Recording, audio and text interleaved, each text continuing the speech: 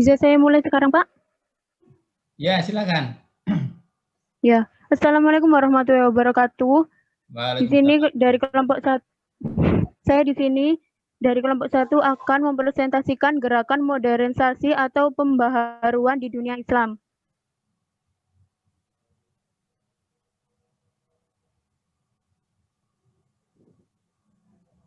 Ya, apa sudah diganti, Mbak Serin? Oh, yes. Pelan-pelan.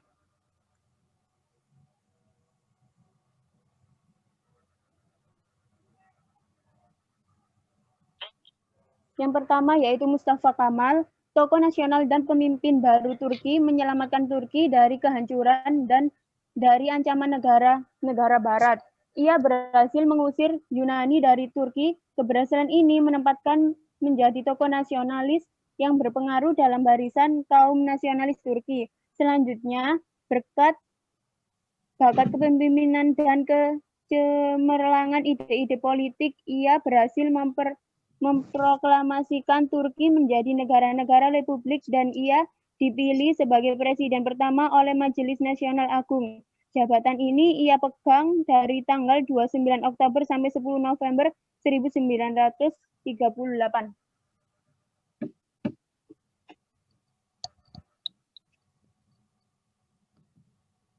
Baik, yang kedua masih tetap pada Mustafa Kemal.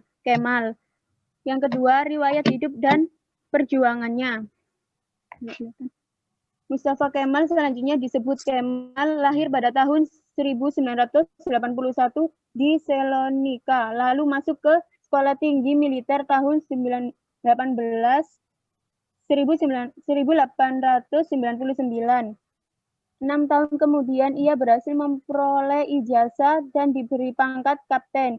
Di sekolah tinggi ini, ia dikenal sebagai mahasiswa yang luar biasa. Kemampuan dalam bidang matematika, atas kemampuan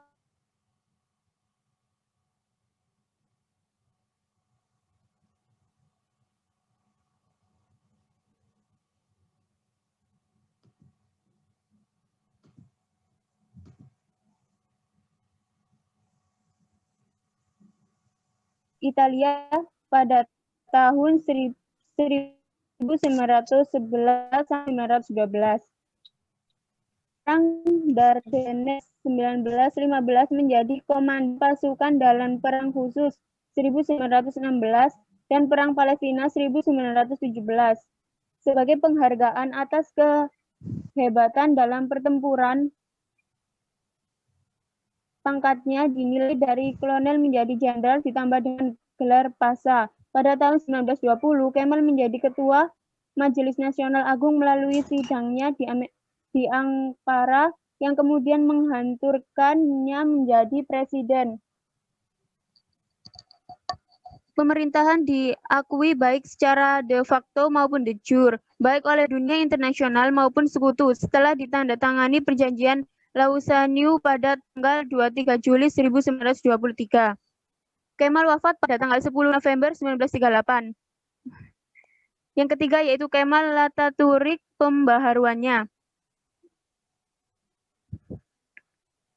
Kembali lagi ke slide yang sebelumnya ya. Kemal wafat pada tanggal 10 November 1938 di Istanbul dan kepergiannya ditangisi oleh rakyat Turki dari belenggu sekutu dan menghembuskan angin pembaharuan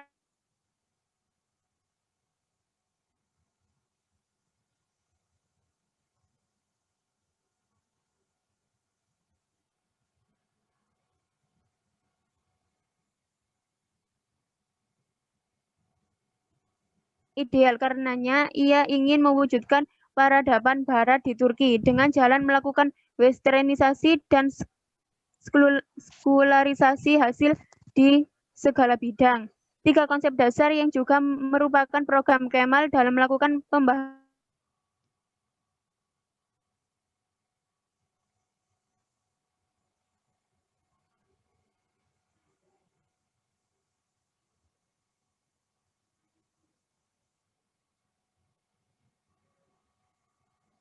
di bidang politik. Sebagai realisasi dari prinsip dasar pemikirannya, Kemal membentuk suatu negara baru yang disebut dengan Republik dan ibu kotanya Ankara. Ia sendiri yang ditunjuk sebagai presiden dan İsmet sebagai perdana menteri. Mustafa Kemal dari bidang hukum dan pendidikan. Kemal menghapuskan kementeriannya urusan syariat yang semula dibentuk sebagai pengganti Biro Syekh Al-Islam.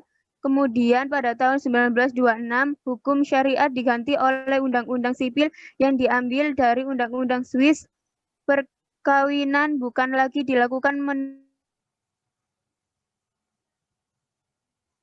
seperti hukum dagang, hukum pidana, hukum laut, dan hukum obligasi yang semuanya diambil dari hukum barat, dari bidang peradaban dan ekonomi. Westernisasi dan sekularisasi juga dilakukan dalam bidang peradaban dan ekonomi. Dalam peradaban pada tahun 1920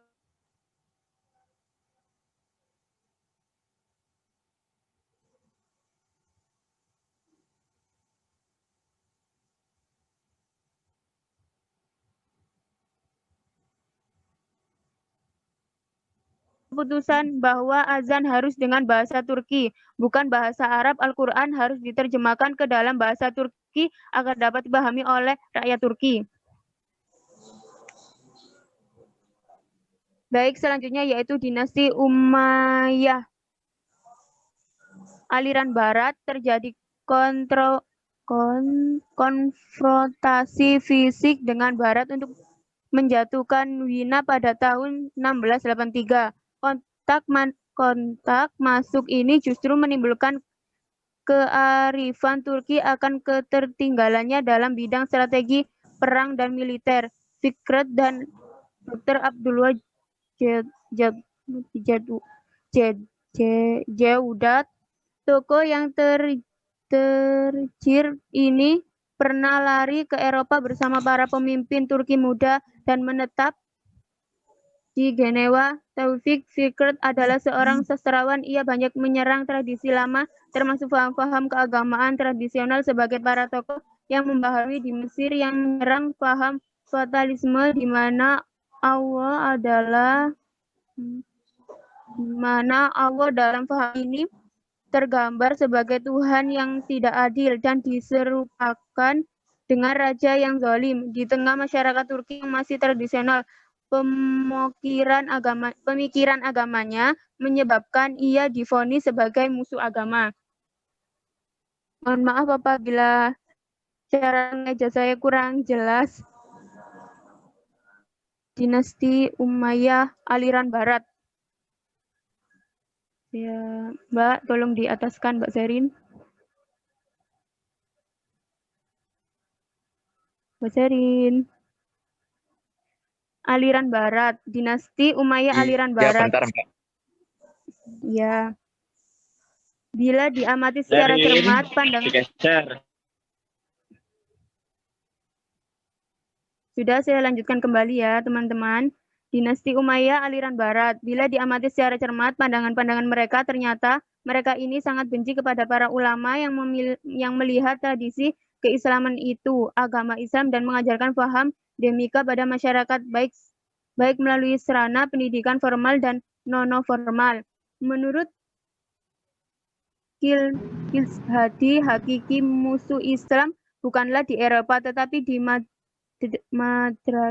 madrasah dan biro Syekh Al-Islam. Ajaran agama harus ditentukan tentang bagaimana hidup di dunia bukan di akhirat. Menurut mereka, tujuan pendidikan ialah harus membina para pemuda agar mampu mandiri, cerdas, jujur, dan patriotis. Dalam kurikulum pendidikan agama harus dimasukkan pelajaran logika dan ilmu pengetahuan modern. Golongan aliran Barat ini ingin membawa pendidikan Turki kepada kebebasan mibar, kebebasan berdiskusi, dan memasukkan kurikulum olahraga, pekerjaan tangan, dan lain-lainnya yang membawa kemajuan ke dalam dunia pendidikan. Rendahnya status wanita menurut aliran ini merupakan salah satu sebab kelemahan kerajaan Turki Utsmani.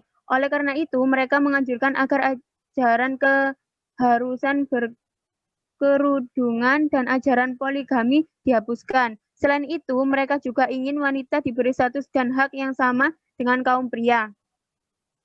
Kurang 5 Bisa menit. digeser, Mbak Serin. Waktunya kurang 5 menit. Ya. Baik, Pak. Dinasti Umayyah aliran Islam.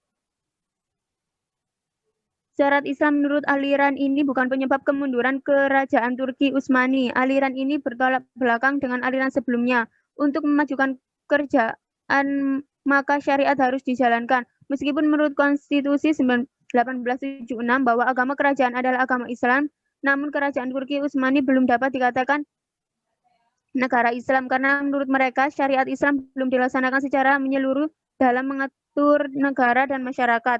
Negara ini menurut aliran ini ialah negara yang menjalankan syariat Islam secara menyeluruh, hukum selain hukum Tuhan tidak diakui. Dalam Islam membuat hukum hanya Tuhan. Dalam menanggapi gagasan yang digulirkan oleh aliran Barat tentang kebebasan wanita, aliran Islam berpendapat bahwa kebebasan yang diberikan oleh Barat kepada wanita bukan meningkatkan status mereka, bahkan sebaliknya. Pembukaan kerudung dapat menyebabkan dekandensi moral dan pergaulan wanita dan pria, ketinggian martabat wanita hanya dengan menjalankan syariat. Baik, bisa digeser Mbak Serin.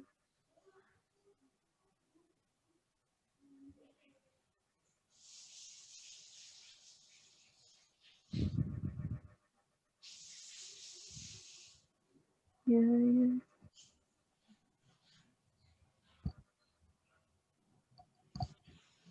Bisa digeser slide-nya.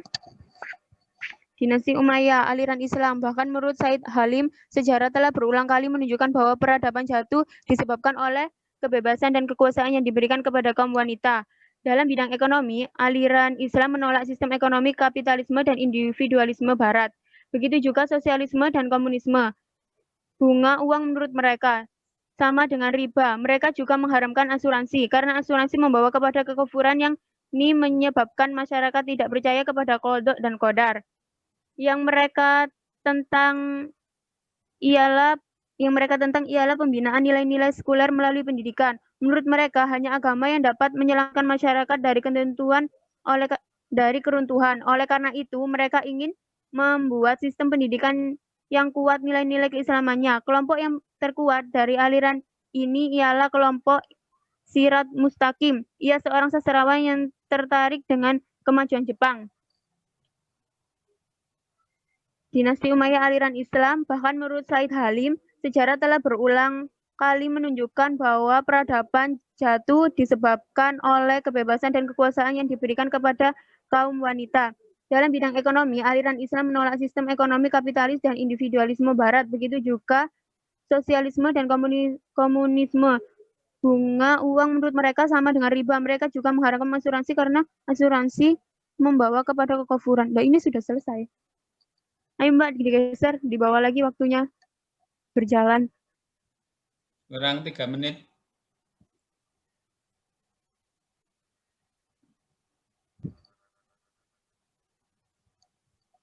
Mbak Serin, digeser.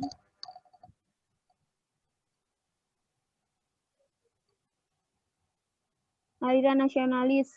Martabat mereka dalam sistem milit tersebut dengan dukungan di negara-negara Eropa. Mereka menuntut hak otonomi penuh dari kekuasaan Turki karena dinomorduakan oleh sistem milit tersebut. Ziya Golkap, seseorang pemilik nasionalis Turki, berpendapat bahwa nasionalisme didasarkan bukan atas bangsa, sebagaimana yang diyakini oleh penganut paham Pan-Turkisme, tetapi atas dasar kesamaan budaya, kebudayaan menurut yang dapat membedakan antara satu bangsa dengan bangsa lainnya. Faktor kemunduran kerajaan Turki Utsmani menurut aliran ini ialah keengganan umat Islam untuk mengakui adanya perubahan dan menerima interpretasi baru terhadap ajaran agama sesuai dengan perkembangan zaman. Meskipun demikian, mereka ingin menghidupkan kembali kebudayaan Turki yang dijiwai oleh Islam, bukan syariat. Digeser, Mbak. Utsmani muda dan ide-ide pembaharuannya.